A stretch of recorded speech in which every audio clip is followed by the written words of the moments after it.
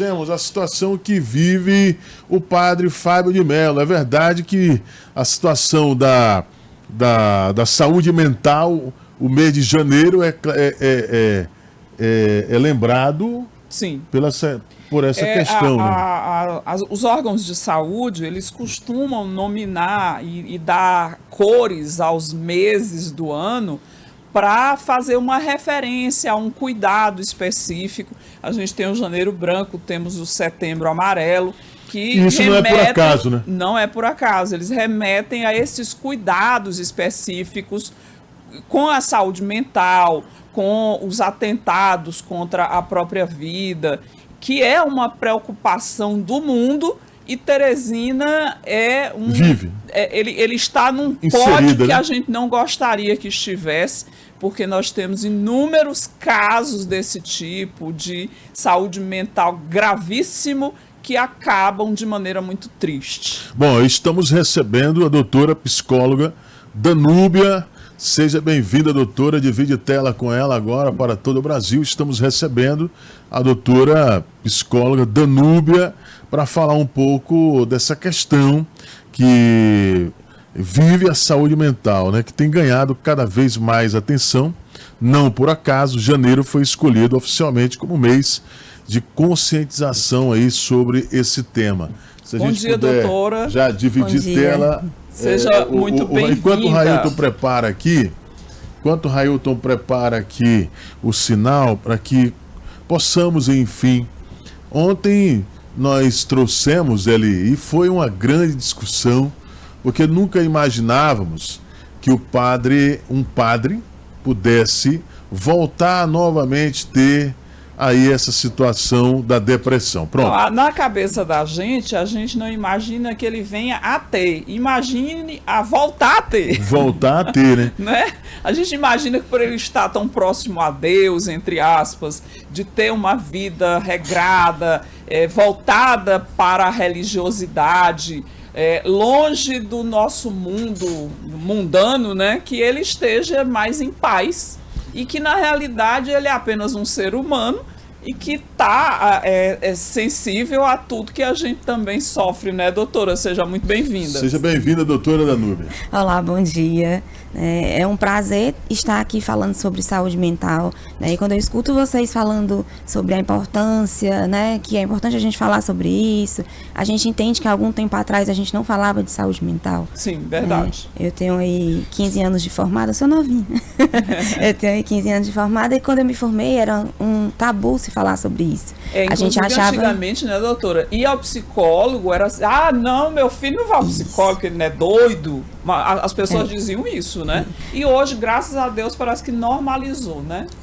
A gente teve esse avanço, né? É um avanço pequeno ainda, mas a gente teve esse avanço. A campanha do Janeiro Branco, ela começou em 2014, então a gente tem 10 anos que fala sobre isso. E é como você bem colocou, essas campanhas são campanhas educativas, onde a gente para um pouco para falar mais. Mas a gente tem que entender que a gente precisa falar disso sempre. Né? A saúde mental, ela está em pauta sempre. Né? Mas graças a Deus que a gente tem esses meses onde a gente pode parar um pouquinho para a gente poder reforçar a importância disso.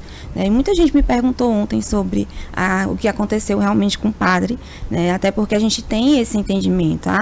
É falta de fé, né? E ele está tão perto de Deus. E a gente entende que a saúde mental é para todo mundo. Né? Até nós, psicólogos, às vezes as pessoas dizem assim, é psicólogo e tem problemas, né, de ansiedade. É um ser humano, a gente é um ser humano. Então a gente precisa aprender a lidar com as nossas emoções. A gente precisa entender que a nossa saúde mental ela pode ser cuidada.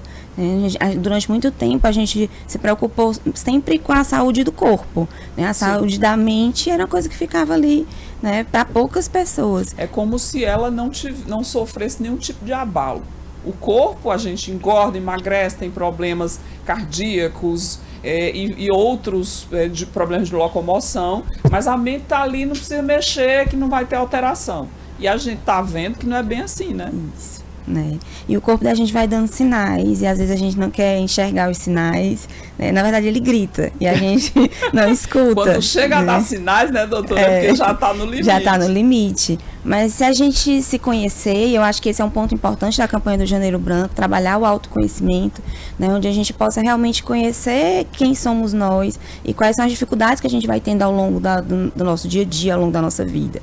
Né? Então, quando a gente para observar que eu estou tendo uma dor de cabeça todo dia, eu não estou dormindo bem, eu já acordo cansada, meu corpo está querendo dizer alguma coisa. Né? E às vezes a gente se preocupa só em identificar por que a dor de cabeça está ali, mas a gente entende que emocionalmente também tem uma relação. É importante que a gente entenda o que é que está acontecendo para que a gente possa se prevenir, né, de outras situações. Doutora, eu costumo dizer que o avião só vira notícia quando ele cai. Na vida também é assim. Ninguém vê as vezes que você decola. Uhum. Mas a gente sabe que o ser humano, tratando-se do ser humano, muitas vezes as pessoas não estão... Fiz essa analogia para dizer que muitas vezes você não quer buscar ajuda. Quando isso acontece, muitas vezes a gente enxerga ali uma tragédia. Ou se eu soubesse que fulano, que cicrano estava tão doente assim, por que ela não falou? Por que é tão difícil para o ser humano enxergar que está doente? É a questão do tabu realmente da saúde mental, né? A gente dizer que não estar bem não é legal, as pessoas passam a não ter mais credibilidade sobre o que a gente diz e o que a gente, né, fala, aí acaba que a pessoa não quer se colocar nessa situação e tem mais dificuldade de falar sobre isso, assim como a questão cultural mesmo, né? A gente durante muito tempo aprendeu que a gente precisa ser forte. O homem principalmente, o homem não chora, né? A mulher tem que ser a mulher guerreira. E aí a gente vai trazendo esse estereótipo para a nossa vida. Então, como é que eu, que sou a mulher guerreira, que sou a mãe, a dona de casa, vou dizer que estou mal? Né? Como é que eu, que sou um homem forte, que não posso chorar, vou dizer que estou com vontade de chorar? Então a gente vai ter que ir aos poucos quebrando isso, né? Uma das coisas que eu gosto muito é a gente estar falando sobre essa questão emocional nas escolas, né? Hoje no currículo escolar a gente tem educação socioemocional e afetiva que a gente não tinha antigamente, né? Então as escolas já estão falando sobre isso e a gente precisa trazer isso para nossa casa também, né? Falar sobre emoções com os nossos filhos, com as nossas crianças, permitir que elas coloquem para fora aquilo que elas estão sentindo e que elas saibam gerenciar o que elas sentem, né? E muitas escolas, não é, graças a Deus, já estão tendo condições de ter no seu quadro de funcionários um profissional da psicologia para atender aos alunos, às vezes aos professores, às pessoas que trabalham, né, naquele ambiente. E a escola também, depois da nossa casa, né, doutor, é o lugar onde a gente descobre muita coisa, não só a questão do estudo, mas um comportamento diferenciado de uma criança, um bullying, algum problema que às vezes está em segredo em casa e que ele é tirado à venda na escola, né? Isso. Os professores veem. Isso. E aí a importância do psicólogo nas escolas, né? Tanto do psicólogo escolar, como agora a gente tem, né, os professores de educação socioemocional, na maioria das vezes são psicólogos, né? Para ajudar a gente a ter essa visão, né? Como você bem falou, às vezes a criança passa o dia, a criança adolescente passa o dia na escola, os pais só vão ver à noite, e é na escola que acontece a socialização, são nas escolas que acontecem essas situações, problemas em relação a isso, e lá é o primeiro lugar que se identifica, né? Então, o mais importante, qual a mensagem que, por exemplo, quando uma notícia como essa chega e ganha a grande rede social, as redes sociais, como foi de forma avassaladora essa notícia do padre, um outro artista aparece com depressão, um outro artista, esses artistas, cada vez mais as pessoas mais expostas. E como é que a senhora vê esse movimento de cada vez mais, tanto pessoas aparecendo com problemas mentais? Tivemos uma aceleração pós-pandemia, se é que podemos dizer isso. Nós tivemos, porque nós temos, o que eu observo também, por ser um repórter policial da noite, madrugada, é que o perfil de um morador em situação de rua, ele mudou. Não é mais aquele morador em situação de rua da década de 90, ele mudou completamente. Eu me encontrei com um morador em situação de rua, que é um poliglota, fala 3, 4 idiomas, e que depois da pandemia, por perder tudo, por se separar, uma série de situações, levou esse cidadão a morar na rua. Como é que você observa esse movimento e o que buscar? A gente observou na pandemia uma crescente em relação à saúde mental, né? Não sei se a gente pode falar de lado positivo em pandemia, né? Mas foi um ponto positivo na pandemia, foi a gente parar para se observar. As pessoas dizem assim, houveram aumentos de ansiedade, de crise de ansiedade. Não houve um aumento. A gente estava passando por uma situação estressante, tudo parou, a gente tinha um vírus matando todo mundo e o óbvio era que a gente se sentisse fragilizado e tivesse reações. Então isso era esperado. E foi importante as pessoas passarem por isso, que elas começaram a perceber, eu sinto, peraí, deixa eu parar, eu tô sentindo alguma coisa. E a gente parou para poder pensar mais sobre a saúde mental. Então a gente tem, na psicologia, a gente tem um antes e um depois da saúde mental. E nessas situações, como aconteceu do padre, de outros artistas, é até importante, sim, ele fazer uma fala daquela para mostrar que todo mundo pode passar por isso, E que a gente pode pedir ajuda quando a gente perceber que não consegue sozinho, que a gente não consegue através de outras alternativas, que basicamente pelo vídeo que a gente vê foi o que ele fez, É verdade, doutor, e a gente percebe nas pessoas que existe todo mundo incorporou muito uma cobrança muito grande de estar sempre ocupado, de estar sempre produtivo, de não poder parar, e é tanto que essas pessoas, quando elas param um pouco, elas se sentem um pouco culpadas. Meu Deus, eu estou aqui sem fazer nada, o mundo está girando, mas é preciso ter essas pausas também, Se a pessoa está com a mente muito agitada, muito acelerada, por que não parar? Aquele momento de ócio, eu acho, depois que a gente amadurece um pouco, a gente passa a refletir sobre isso, eu acho que ele é importante, não apenas para o adulto, como também para a criança, de você olhar para a criança, esse menino está sem fazer nada. É importante também ele estar ali sem fazer nada, porque é um descanso, o juiz da pessoa. Com certeza. Não sei se eu estou pensando errado, mas eu estava amadurecendo sobre isso e eu não me sinto mais tão culpada por estar em casa deitada sem fazer nada, só relaxando. Que aquele momento me dá novas forças para começar tudo de novo, para voltar, para trabalhar. E eu não me sinto mais culpada por isso não, doutor.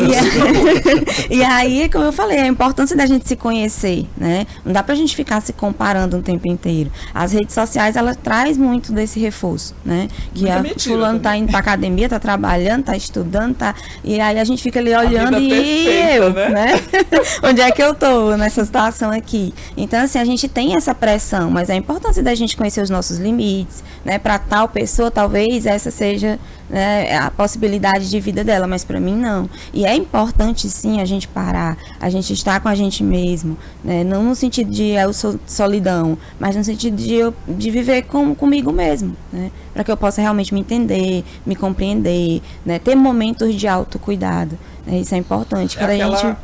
Parece aquela conversa que de coach. O dia tem 24 horas, todo mundo tem 24 horas. Se eu consigo, por que você não consegue? Pelo amor de Deus, vai comparar uma mãe que pega ônibus, tem 3 filhos, trabalha como faxineira, tem que cozinhar, tem que passar, e uma pessoa que tem é concursada, que tem um emprego bacana, que tem carro, que tem uma pessoa para ajudar nas coisas de casa, as 24 horas dessa pessoa realmente são totalmente diferentes dessa outra pessoa. Pelo amor de Deus. Paciência, cada vida tem as suas 24 horas diferenciadas. Doutora, da senhora lá que tem 3 filhos, ela precisava ter umas 50 horas por dia para poder alcançar as 24 horas da outra pessoa. No mínimo, No mínimo, só para começo de conversa. Doutora, para a gente finalizar, para a gente fechar aqui o bate-papo sensacional, mas algumas pessoas já carregam muitos traumas, Falar um pouco dos traumas, porque se fala muito só da questão ali da ansiedade, mas os traumas também ainda, para se buscar ajuda, um grande tabu, né? A gente vai criando, né, ao longo da nossa vida, crenças e às vezes crenças disfuncionais por conta de situações, né, que a gente vai passando ao longo da nossa vida e às vezes a gente nem percebe, né, e a gente tem realmente essa dificuldade, né? Então assim, é sempre bom a gente lembrar que a terapia ela não é só para tratar algo, que a gente pode fazer a terapia como um processo de autoconhecimento, como um processo de trabalhar essas questões que ficaram aí como trauma, que você bem coloca, né? Então é importante que a gente busque. Hoje a gente tem acesso fácil à terapia, né? Antigamente era uma coisa muito cara, muito difícil. Hoje a gente era tido também como frescura, né? Esse menino tá com frescura. Ataca nele, peraí. Vai resolver esse negócio. Você vai resolver já. Isso é frescura, não é. Não é. Não é, né? Essa frescura pode afetar e a pessoa ficar... A gente tem visto muita gente, né, perder a vida por conta disso. Porque não dá mais, ainda mais essa fase do adolescente, né? O menino tá se achando feio, o menino não penteou o cabelo, o menino... É uma confusão, né? Uma fase de autoconhecimento, né? E que também aí confunde muito a cabeça. Fica confundindo essas coisas, é buscar ajuda, né? Com certeza. Buscar ajuda para que a gente não tenha respostas piores mais na frente, né, das dificuldades que a gente vai acumulando, guardando. A gente estava vendo ali aquela reportagem daquela família que está sofrendo. Provavelmente ali a gente tem, né, algum transtorno de personalidade, a gente tem alguma dificuldade que levou aquela pessoa, né, a cometer esses crimes que estão sendo investigados. Então, assim, é importante que a gente sim, né, busque ajuda sempre que for necessário, que a gente ajude às vezes quem está perto da gente a entender que precisa buscar de ajuda, porque às vezes quando a pessoa está dentro do problema ela não quer, não preciso, e aí é importante que a gente, né, faça uma psicoeducação, mostre que é importante, que vai ajudar.